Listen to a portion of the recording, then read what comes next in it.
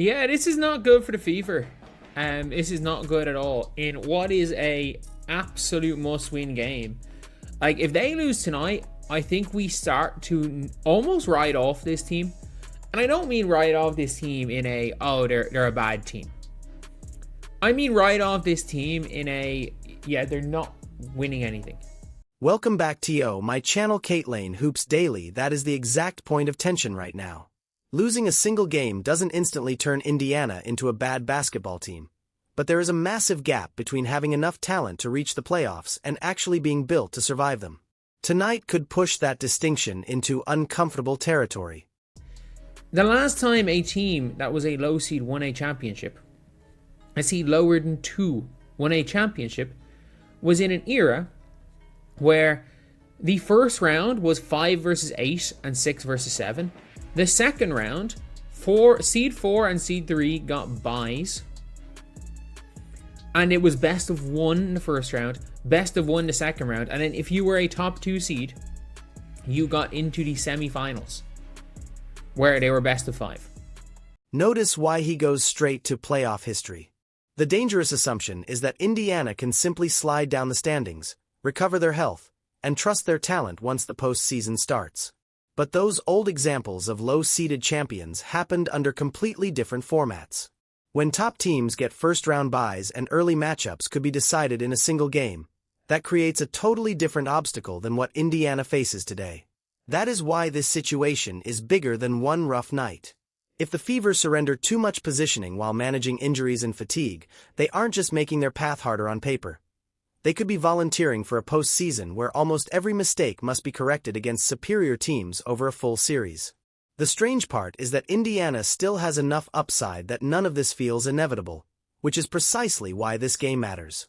They are close enough to the teams above them that a good stretch can reopen the home court conversation, but close enough to the teams behind them that one bad week can drag them straight into the 6 to 8 range. And another layer is coming, because the absence changing this matchup isn't Caitlin Clark. It's what Indiana loses around her when Aliyah Boston cannot play. You're like, okay, the Fever aren't in a good place. And the problem is with load managing is that Aliyah's legitimately injured. Like, she's playing this season on one knee. And look, I don't think Aliyah's been brilliant or anything this year. I think she's been okay. I think she is simultaneously a really good player, but maybe the most overrated player in the league, as in... That clip contains 2... These are separate issues that must be kept distinct. The speaker describes Boston as legitimately injured, dealing with an ongoing knee issue, and then offers a personal opinion on how she is rated around the league. Those are not the same claim. The basketball question is much simpler. What happens to Indiana's structure when its starting center is unavailable? Boston impacts possessions that never show up on highlight reels. She gives Clark a reliable screening partner, occupies defenders in the paint, creates passing lanes through the middle, grabs rebounds, and lets the Fever run plays through a second decision-maker instead of asking Clark to create every advantage herself. When that piece disappears, the burden doesn't just transfer to another center. The offense's entire geometry changes. Clark now faces possessions where the defense can load up against her without worrying about Boston slipping into open space. Perimeter players may have to create late in the shot clock, and Indiana risks losing the easy points that come from the Clark-Boston two-player game. Defensively, the Fever must replace Boston's size without creating a new vulnerability elsewhere. That is why player availability becomes a competitive issue rather than just a medical update. You can survive missing one player for a single night, but the real concern is what happens when the schedule forces you to reorganize the lineup repeatedly while everyone is already carrying accumulated fatigue. This is they're on a back-to-back. Caitlin Clark is exhausted, and Dejanay exists. Like, Dejanay is going to take somebody out in this game, and at least it's not going to be Aliyah. I'm shocked Caitlin didn't take a tee yesterday. I'm really shocked she didn't. I thought she was going to take the tee yesterday. And now the tone shifts completely. The speaker claims Clark looks exhausted and makes a provocative prediction about Dejanay Carrington taking someone out of the game. That second part is mere commentary, not something we should present as fact or an established intent from Carrington. However, the fatigue point is critical because this is precisely when frustration becomes dangerous for Indiana. A tired ball handler doesn't simply run slower. Decision-making slows down, passing lanes seem smaller, the legs behind deep three-pointers vanish, and defensive recoveries arrive half a second late. Physical contact that might normally be brushed off suddenly becomes another drain on a player already asked to orchestrate almost every possession. Clark has another problem too. She cannot afford to let frustration turn into a suspension issue. The speaker even points toward her technical foul tally. Whether or not you agree with her complaints to the officials, Indiana needs her on the court. That means there is a strategic difference between fighting for a call and letting emotion cost the team a future game. This is where Chicago can make the night miserable without doing anything fancy. Pressure the ball, crowd Clark's space, make every screen physical, and force Indiana's secondary playmakers to prove they can punish aggressive coverage. If the Fever lose their emotional composure, Chicago wins twice. First by disrupting the offense, and second by shifting Indiana's focus away from the next possession and onto the officiating. And there's no point taking one today, because if you take one today, you're what? It's next game's Friday. Next game's Friday, and then that's it till the World Cup. So they got one more game till the World Cup after this. So there's no point taking your tech now, because the last thing you want to do is miss the first game after the World Cup. And now the tone shifts completely. The speaker claims Clark looks exhausted and makes a provocative prediction about Dejonai Carrington taking someone out of the game. That second part is mere commentary, not something we should present as fact or an established intent from Carrington. However, the fatigue point is critical because this is precisely when frustration becomes dangerous for Indiana. A tired ball handler doesn't simply run slower. Decision-making slows down, passing lanes seem smaller, the legs behind deep three-pointers vanish, and defensive recoveries arrive half a second late. Physical contact that might normally be brushed off suddenly becomes another drain on a player already asked to orchestrate almost every possession. Clark has another problem too. She cannot afford to let frustration turn into a suspension issue. The speaker even points toward her technical foul tally.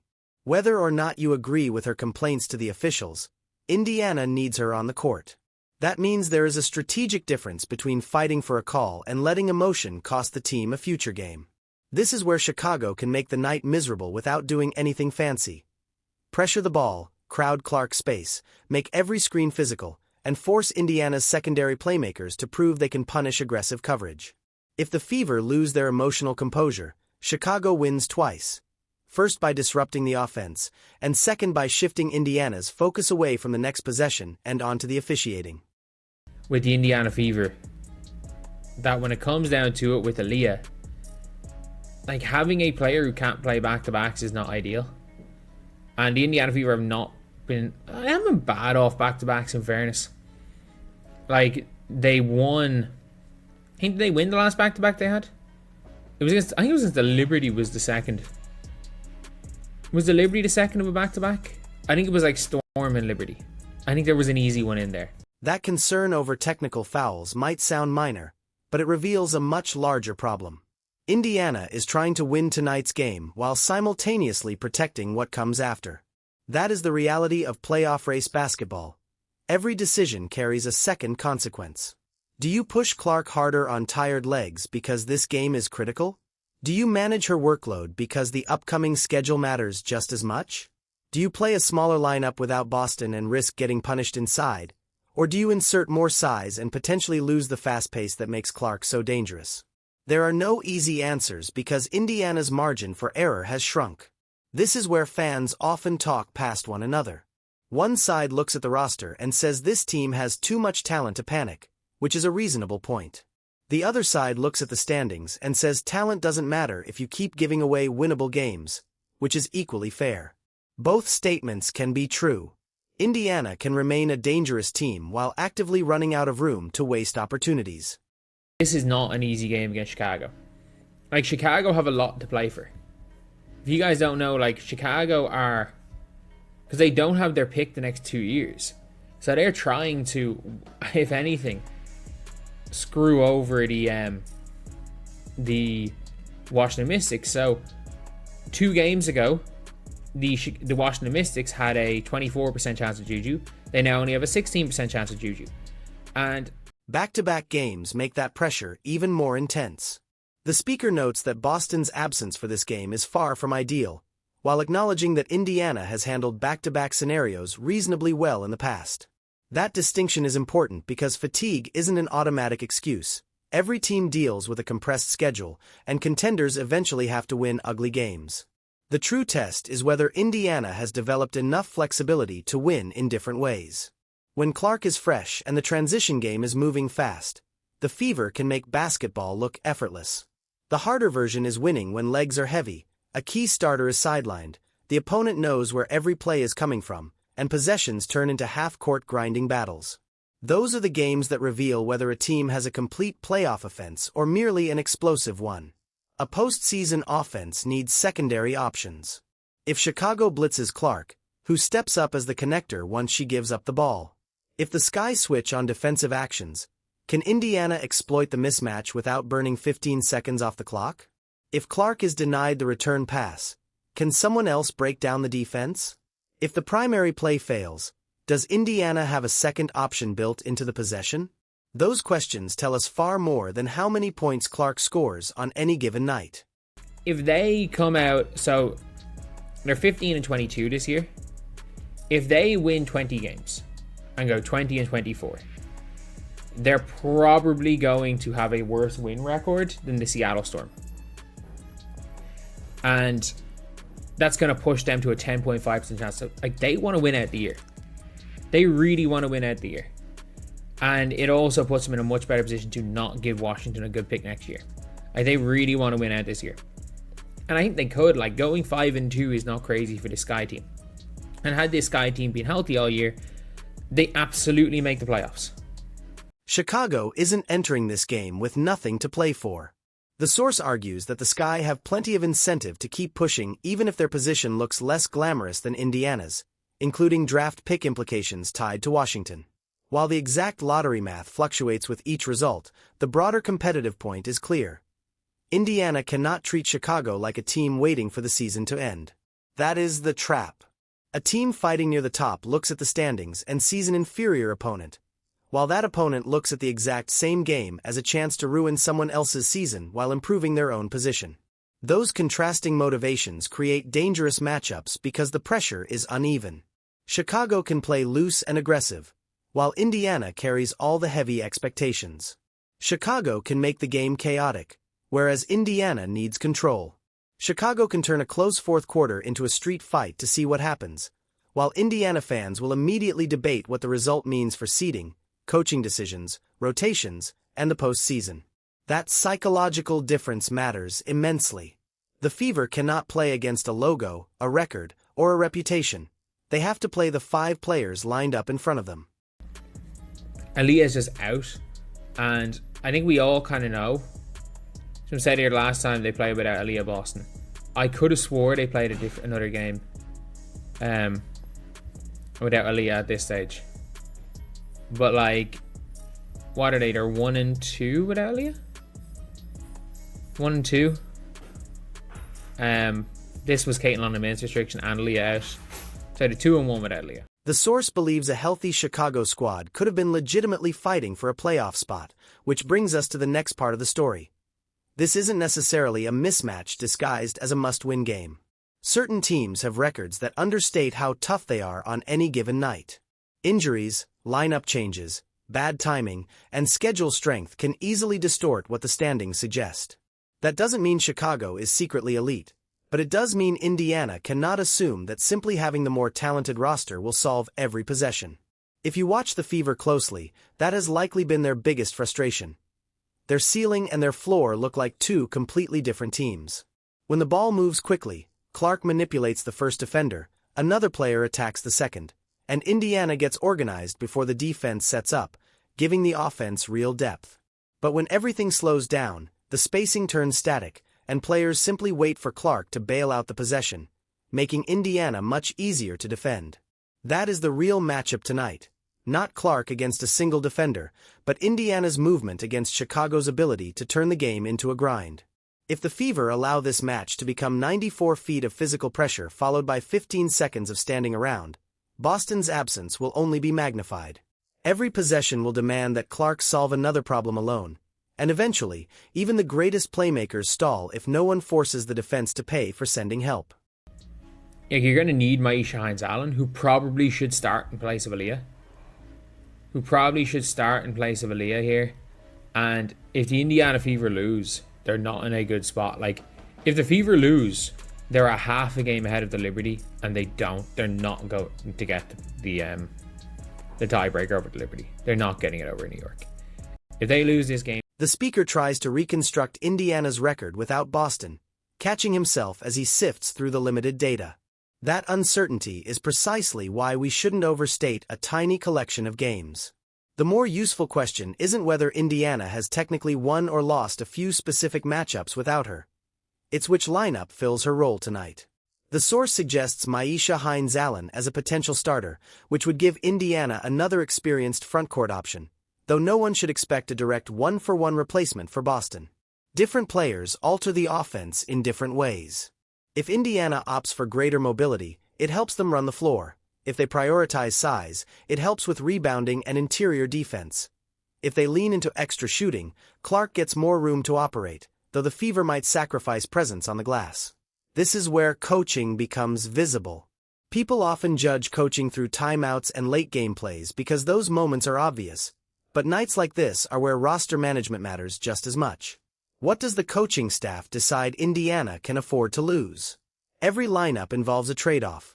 More offense can mean less defense, more size can mean less spacing, and heavier reliance on Clark's playmaking can lead to deeper fatigue. The best decision isn't the lineup that looks strongest on paper. It's the one that attacks the opponent's weakness while protecting Indiana's own. And if they lose this game, they're probably not catching Atlanta. Like, they're probably not. And you're then looking and being like, okay, if Fever lose this, with Feverish back, you're looking at Indiana falling to 6, 7, 8. Maybe falling to the 6th seed for a third year in a row. Now we reach the part that should truly make Fever fans uncomfortable.